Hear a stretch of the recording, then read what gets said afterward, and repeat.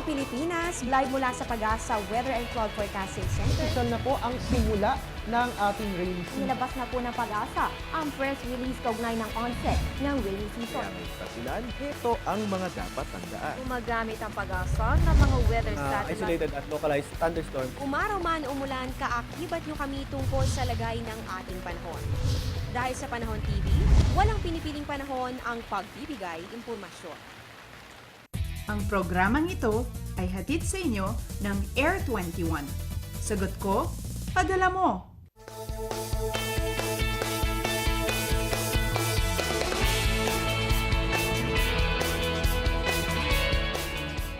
Magandang umaga Pilipinas. Sa mga ganitong pagkakataon, napakahalaga po na priority natin ang pag-alam sa mga updates sa ating panahon. Patuloy po nating binabantayan ang pagkilos ng bagyong Yolanda. May kalakasan po talaga ang bagyong ito pero hindi po tayo susuko at kakayanin po natin ito basta't maging handa po tayo at maging alerto.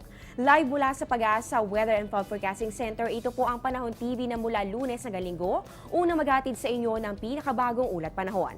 Makakasama nyo ngayong Biyernes sa umaga, November 8, 2013. Ako po ang inyong weather lover, Amor La Rosa.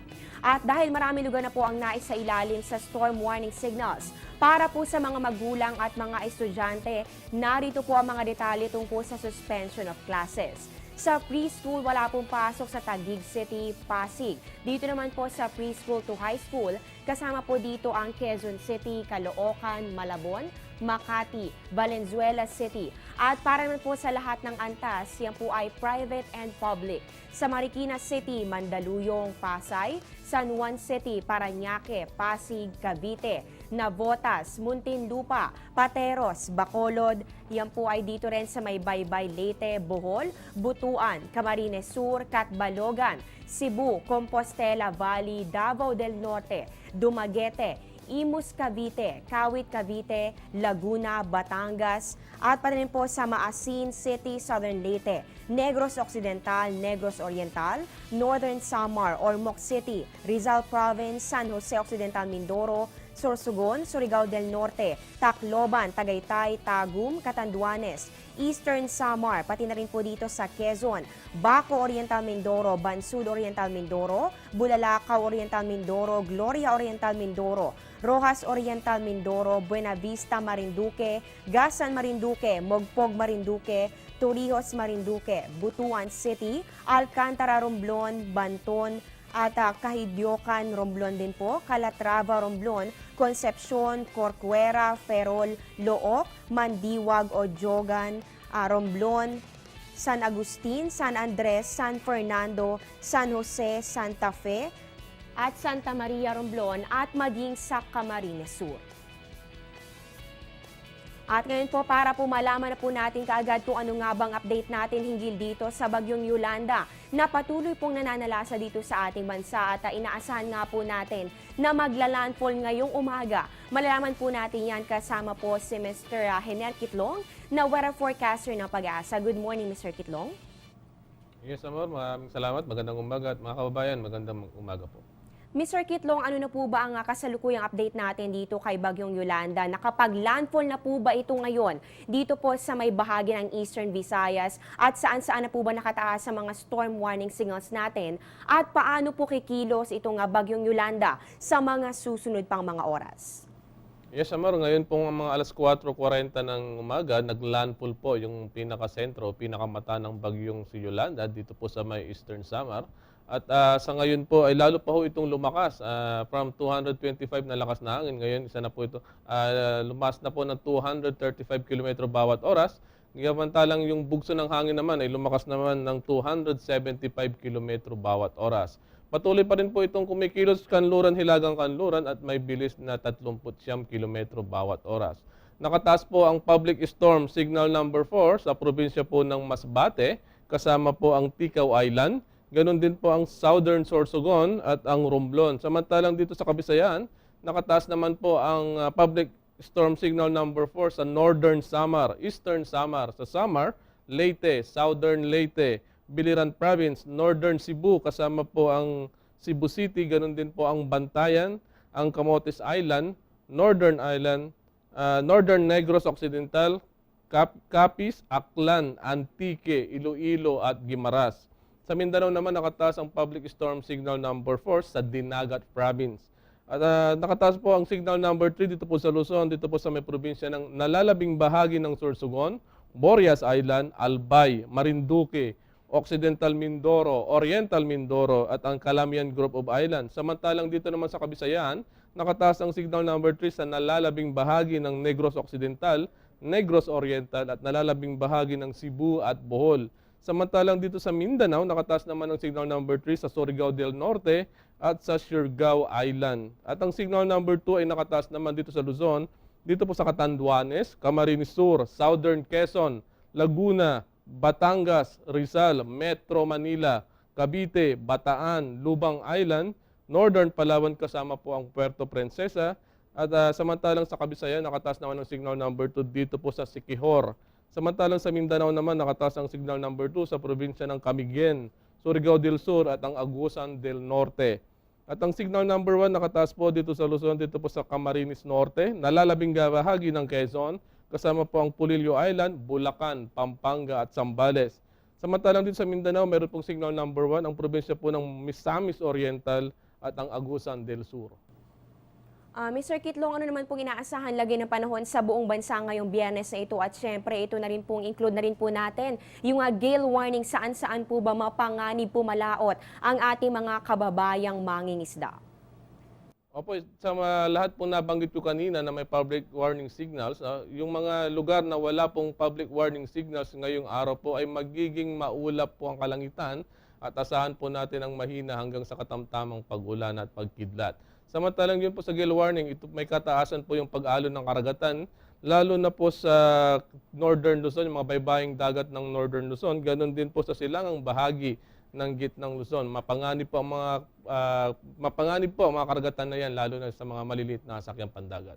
Mr. Kitlong, inaasahan po ba natin na dito po sa Metro Manila ay posible pa nating maitaas pa sa mas mataas na storm warning signal itong area natin? Ano bang inaasahan natin na mararamdaman nating panahon sa mga susunod na mga oras?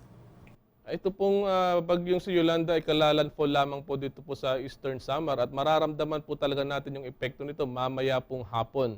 Kaya titignan po natin kung pagtama po nito sa ibang kalupaan dito po sa Kabisayan, nagbago po yung kanyang kinikilos. Makikita po natin, tignan po natin kung baka sakali pong lumapit o kaya ay dito po sa may northern part ng Mindoro maglalabas, may pasabalidad po na magdagdag po tayo ng public warning signals dito po sa Metro Manila.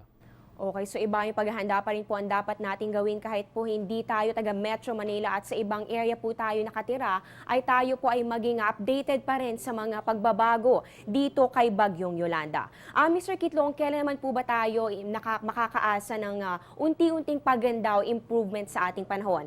Ano po ba magiging lagi na ating panahon sa weekend? Magkakaroon po ba tayo ng paganda dito sa ating weather? Lalong-lalo na po dito sa mga inaasahan nating maapektuhan talaga ng bagyong ito. Opo, gaya po ng nasabi natin kagabi, ang bagyo pong si Yolanda ay maglalandfall ngayong alas 5 ng umaga dito po sa Eastern Samar. Ito po ay inaasahan na lalabas ng landmass ng kalupaan dito po ng Mindoro mamaya po yung mga alas 8 ng gabi. At pagdating naman po ng mga pagdating naman po ng Sabado, mga bago magtanghali, ay makakalabas na po yan ng Philippine Area of Responsibility. Kaya maasahan po natin paglabas po nito ng Philippine Area of Responsibility sa Sabado po yan, ay unti-unti na pong gaganda ang ating panahon. Ayun po, ulitin ko lamang po, inaasahan po natin na maaaring makalabas na ng ating Philippine Air Responsibility ang bagyong Yolanda. Yan po ay maaaring bukas, araw po yun ng Sabado at maaari na rin po nating maramdaman ang kaunting improvement din sa ating panahon paglabas ng bagyo. Kaya ipagdasal po natin na sana po ay sa paglabas itong bagyong Yolanda ay maging ligtas po tayong lahat.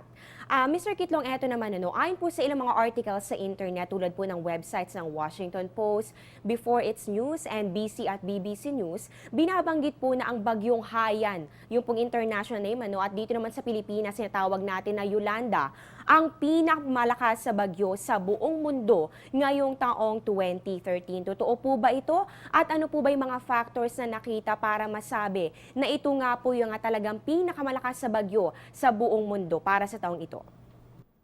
Well, tama yun, Amor. Si Typhoon Yolanda ang isa po sa pinakamalakas na bagyo ngayong taon. Sa ngayon po, lalo po lumakas, naging 235 km bawat oras. At wala naman po tayong nakitang bagyo sa iba't ibang panig ng mundo na kasing lakas nito. Kumbaga, isa na po ito sa napakalakas na bagyo ngayong 2013. Mr. Kitlong, ngayon po ay naririnig na rin po natin ang paggamit ng term na super typhoon para po sa kategorya ng bagyong Yolanda. Kailan lang po ba natin itinuturing na super typhoon ng isang bagyo? At sa ating kasaysayan po sa Pilipinas, ito po bang unang pagkakataon na may ganito kalakas sa bagyong pumasok sa ating bansa? Ano pa po ba ang mga bagyo na ito at kailan po ba ito naitala? Ang super typhoon po sa ibang bansa gaya po ng GTWC kung saan gumagamit po ng 1-minute average, ang sa kanila po ay 215 kph po. Sa kanila isa na po itong super typhoon. Samantalang dito naman po sa ating bansa, wala po tayong super typhoon kung hindi ang ginagawa po natin. Pag lumagpas na po ng 185 kph yung pinakasentro, nagdadagdag po tayo ng signal number 4. Yun po yung basihan natin na ang bagyo po ay napakalakas na po yan. Samantala dito po makikita po natin dito yung tropical depression po yan kung saan ang lakas na hangin ay nasa 45 hanggang 63 kph. Samantalang ang tropical storm naman ay nasa 64 to 118 kph at ang typhoon ay nasa 118 pataas na po yan. At pag umabot na po ng 215 kung saan ito yung tinatawag ng ibang Met Agency o ibang kaya po ng GTWC kung saan isa na pong super typhoon, sa kanila po isa na po itong Category 5, kumbaga napakalakas na po ang bagyong yan. Mr. Kitlong, yung po nga mga bagyo na nararamdaman natin itong mga nakalipas sa taon, ito po ba ay mga ganito rin kalakas o mas higit pa po dito sa lakas ng bagyong Yolanda? Meron po ba tayong records tungkol dito?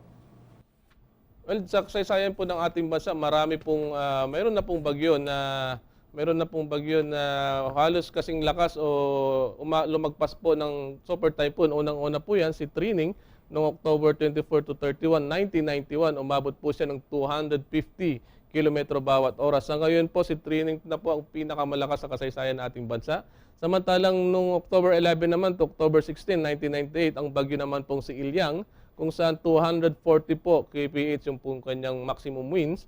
At noong October 15 naman hanggang October 21, 2010, ang bagyo naman pong si Juan, kung saan ito ay may lakas na hangin na umaabot ng 225 kph. At noong October 30 hanggang November 21, 1995, meron naman pong bagyong si Rusing, kung saan ito ay umabot ng 220 kph. At noong September 16 to September 24, 2013 ay ang bagyo naman pong si Odette, kung saan 215 kph. Ang lahat ng bagyo pong ito ay tinuturing na isang super typhoon. Okay, napakasiksik po sa impormasyon itong naibahagi ni Mr. Kitlong at panghuling katanungan na lamang po, simula po noong Oktubre, noong sunod-sunod na po na nasa typhoon category ang mga bagyong pumapasok dito sa ating farm. Maliban na lang po kay bagyong Wilma na naging tropical depression lamang. Yan po ay ang bagyong Ramil, Santi, Tino, Orduha, Vinta at ngayon naman po ang bagyong Yolanda. Lahat po ito ay nasa kategorya ng typhoon. Ibig sabihin po, lately po ay talagang malalakas po talaga yung mga bagyo na naranasan natin dito sa ating bansa. So ano po ba ang dahilan? Bakit kapag po ganitong burn months ay malakas po ang mga bagyo na pumapasok at nananalasa po dito sa ating Philippine Area of Responsibility? Yes, tama ka, Amor. Pagdating po talaga ng burn months, talaga pong malalakas po ang bagyong pumapasok sa ating bansa. Unang-una po, malapit na po sa equator yung bagyo na pumapasok. Kasi po sa equator, mainit po ang temperatura doon, mainit po ang karagatan. Yun po ang hinahanap ng bagyo. Mas mainit ang dagat, mas mabilis mag-intensify ang bagyo, lalo po itong lalakas. Unang-una, ang bagyo po o ang anumang low pressure area, sumusunod po yan sa intertropical convergence zone. Kung saan sa ngayon po ay narito na po sa may equator, papunta na po ito ng Australia. Ganun din po, doon po nabubuo yung mga low pressure, yung mga bagyo. Pag mainit ang temperatura, gaya ng sabi ko kanina, mainit ang dagat, mas mabilis pong lumakas ang bagyo. Okay, maraming salamat po Mr. Henel Kitlong sa binahaging impormasyon at dagdag kaalaman para sa ating mga manonood. Meron na lang po ba kayong mga reminders o payo at paalala para sa ating mga kababayan ngayon nga po na unti-unti na po talagang nagpaparamdam ang epekto ng bagyong Yolanda? Yes, maraming salamat, Amor. Unang-una po, naglandfall na po ang bagyong si Yolanda dito po sa may Eastern Quezon. sa may Eastern Samar, sa may Giwan po yan. At tatahakin po nito ang probinsya ng Biliran, Northern Tip of Cebu, Iloilo, Capiz, Aklan, Romblon, Semirara Island, southern part ng Mindoro. Ito po yung mga lugar kung saan dadaan po ang pinakasentro ng bagyo. Kaya asahan po natin, higit pa ho sa 185 kph ang maaari nilang maranasan. Kaya iba yung pag-iingat po ang ating gawin at ihanda po na natin lahat yung kailangan natin, yung mga flashlight natin, mga cellphone para matawagan po tayo. At dito naman po kung saan wala naman po masyadong public warning signals, mga kababayan, tulungan po natin, magdasal po tayo para hindi naman po ganun katindi ang epekto ng bagyong si Yolanda. Ayan nga po, natungayan po natin si Mr. Hener Kitlong na weather forecaster ng Pag-asa. Mga kababayan, tutok po mabuti sa aming programa dahil mamaya malalaman nyo na po ang ating question of the day.